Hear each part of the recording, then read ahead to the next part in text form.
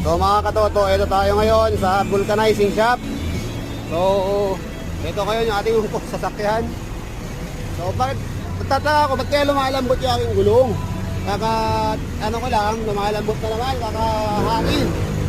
Pansin ko, flat. Ito po ngayon, ay ang tama pala mga katoto. Ito wag niyong pabayaan to kasi ito, lumulutong pala to, sabi ni kuya. Ayan o. Lumutong lahat, so kaya para lumalambot yung ating mga gulong kahit walang butas.